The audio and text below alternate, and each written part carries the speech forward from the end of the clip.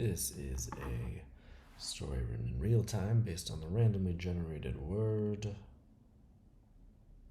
knock. Knock. We begin.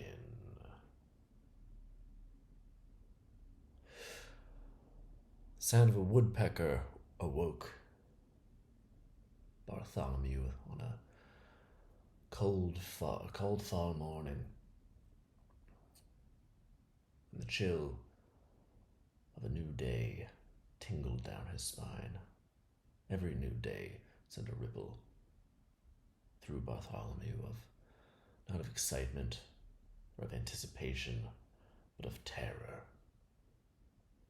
For he did not know the consequences of his actions that day. He did not know what would come for him that day, and the hearkening of a woodpecker brought him to that realization on this particular day. It started just like any other, with that existential dread. For Bartholomew worked at a laboratory experimenting with portals to the great beyond. The great beyond being a term, of course, into that which is unknown. It was this work which brought Bartholomew both a thrill and great dread, existential dread.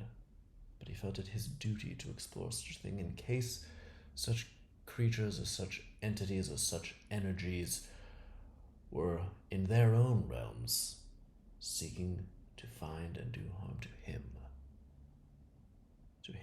and to this world. And so on this cold fall morning he woke and cursed the woodpecker for robbing him of the last 10 minutes before his alarm. He rose, brushed his teeth, threw on a button shirt, threw in a ready-made shake down his throat, and went off to the laboratory. He was greeted at the door to the lab by Dr. Patterson. He was a tall man of thinning hair and aggressive bone structure, as though his bones were trying to get out of his face and attack whoever he was talking to.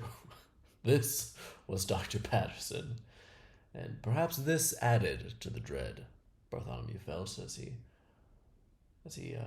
thought about the day ahead, and he knew he'd be fighting off those bones all the rest of his life, for he had a debt to Mr. Patterson, Dr. Patterson, as it were, and for that reason he knew he could never leave this job, nor could Dr. Patterson ever fire him or allow him to leave. He had grown up with Dr. Patterson. When his own family had died in a fatal car accident, it was Dr. Patterson that took him in. He was a neighbor who lived across the street, and he had no other living relatives, and Dr. Patterson soon recognized an aptitude in the young boy and trained him in his own image to carry on the work that he had decided for himself, which involved combing the world for ruins and relics and bringing them into this laboratory where they would be conducted with where they would conduct experiments on them to determine what capabilities they may hold. The vast majority of these experiments were, of course, fruitless. Nothing happened. It was simply a rock or some type of fossil or some totem that was of great significance to someone at some point, but had no ethereal function. There were others, however, and often these were the most benign. These were the most inconspicuous of objects that held something. It was difficult to perceive, even in the experiments, but they would blast these objects with a great deal of radiation, UV light, all sorts of different wavelengths and energies. I'm not a science person. and see what would happen, and see how the entity would react, see how the object would react. And oftentimes these objects would have no such reaction, but sometimes what came back, what bounced off of the object was different. Was the wavelength, the radiation was somehow transformed as it was reflected from the object, and therefore it was surmised by Dr. Patterson that the object itself served some type of host role. It took something in, and what happened within that object was unknown, before then spitting that energy, that radiation back out in a new form, in a transformed form, in a form which did not resemble any type of radiation or wavelength that was yet known to man. And therefore Dr. Patterson surmised that these objects were therefore leading to some different realm, to some different arena of existence. He did not think that a human being could be transported to these planes of existence. Of course, it was only wavelengths and radiation that ever was allowed in. It was, after all, a physical object. However, one's consciousness is not a physical object. One's consciousness is a collection of electrical signals within a framework, and therefore, would it be possible to send these electrical signals through this object? And today was the day that Dr. Patterson would attempt to do just that with his own. And so Bartholomew got to work that day, and he greeted Dr. Patterson, who was in exceptionally high spirits. He was very, very excited. After all, this was the culmination of so much of his work, and he was downright chipper. And before anything, he actually wanted to sit down with Bartholomew and the other lab techs and assistants and have a meal.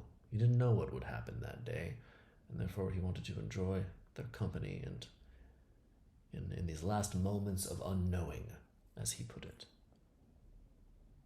And there was much trepidation from the rest of the table. There was much anxiety from the rest of the table. But Dr. Patterson had no such anxieties. He had come to terms with the unknowing. He was perfectly fine with the question mark of his own future. Bartholomew didn't know whether he should be concerned with that or reassured by that. Nonetheless, Dr. Patterson told him that it would be him who would flip the switch and attempt to send his consciousness through the portal. This particular portal existed within a small totem of a man that had been found deep in a rainforest, all on its own. It was thought to have initially been the centerpiece of a temple, but had been taken time and time again, stolen from this group and that group, and it was uncertain why, and it was uncertain how it had come to reach its final resting place, which was in the cavity of a hollowed-out tree, a great tree 50 feet wide. And it was there that it was retrieved, to much political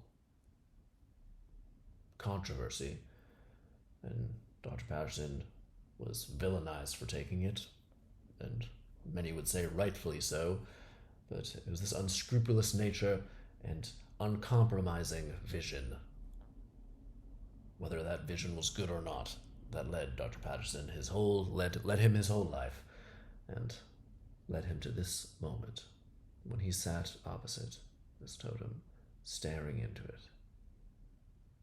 His head was hooked up to all these sort of probes and little dots and all manner of things, linking himself into an instrument that would project the culmination of everything that those instruments were gathering directly into this totem. And once he was ready, he took a deep breath and he turned to Bartholomew, and he smiled, a terrifying smile, and he nodded. And Bartholomew waved. He didn't know why he waved. He surprised himself. But he waved. pulled that lever, and there was a great crack. There was a great crescendo. There was a great surge of energy. The lights flickered and went out, and they sat in darkness. Backup generators kicked on, and Bartholomew looked into the chamber through the double-sided glass, and he saw Dr. Patterson standing there exactly where he was. And he turned back, and he smiled again, and he nodded. Bartholomew didn't know if something had happened, if he thought that there was merely a mistake, or what exactly was going on, if he had enacted some type of time loop. But Dr. Patterson started quietly removing the various probes and things that were attached to his head. And he said, "Well, I think I know now." Bartholomew said, "You know what? There is nothing." "What do you mean?" Bartholomew asked. "There is a nothingness through that portal. There's a vacuum, there's an emptiness, but a violent emptiness. And I was there for but a moment before coming back into my own body. I'm somehow reassured knowing about this emptiness, knowing about this nothingness, and being whole with it. I feel like I carry that emptiness within me, and it makes me feel free. Knowing about a nothingness, knowing about an emptiness, makes me feel that if I am here, then I am a somethingness, as it were. Does that make sense, Bartholomew?" Bartholomew said, I don't think it does. I don't know, but it is fascinating." Dr. Patterson said, "Well, we must carry on this work and see if other totems lead to new places." And that's what they did. They carried on their work, but from that day forward, Bartholomew noticed a difference in Dr. Patterson. He looked different. He looked subtly different day after day. The bones in his face that were so violent before, some of them seemed to, his complexion seemed to smooth. His entire being seemed to smooth. His disposition was more prone to bouts of an intensity, and he insisted on having these meals at the beginning of the day, every day from then on, and he talked less and less and asked more and more questions. Dr. Patterson had been the driving force of their research and of their team for every moment of every day for years up until that point. He was the singular compulsion of their team, but he seemed more and more interested in learning from the people around him and seeing what they thought and wanting them to direct their course of action. And Bartholomew didn't understand this. And one day he confronted Dr. Patterson about this.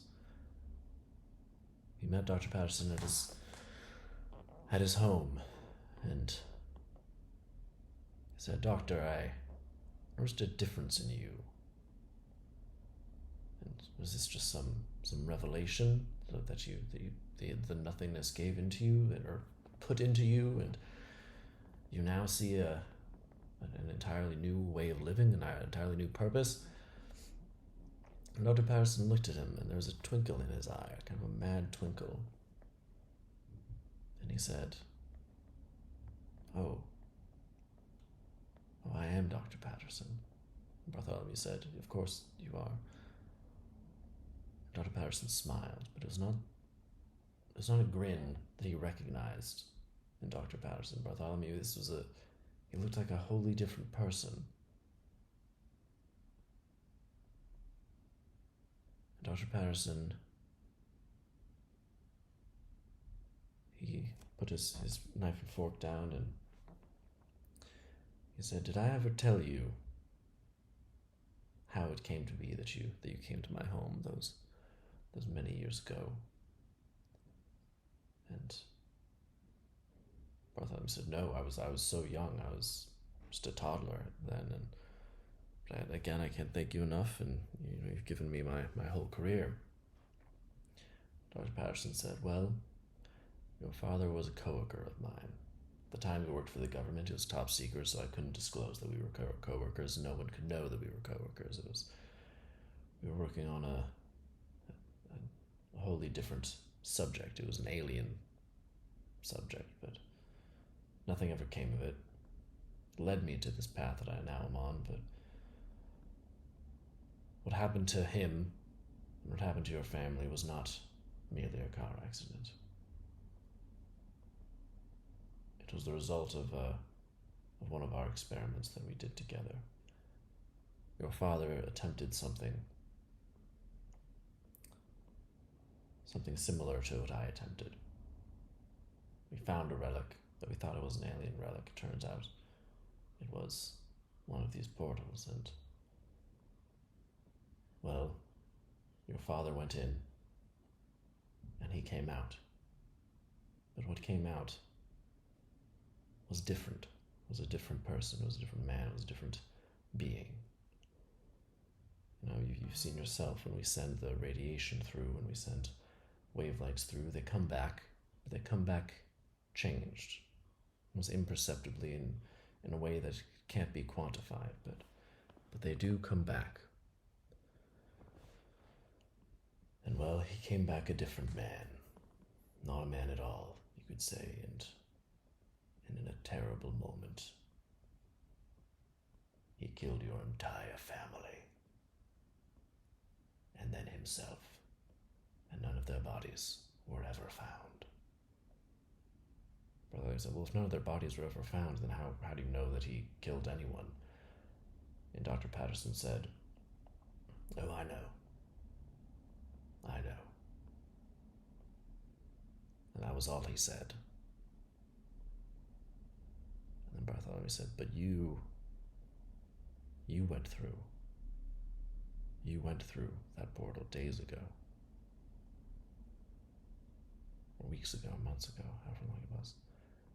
Dr. Patterson said, yes, I did. It was a different portal, and I thought the result would be different. But I don't think it is.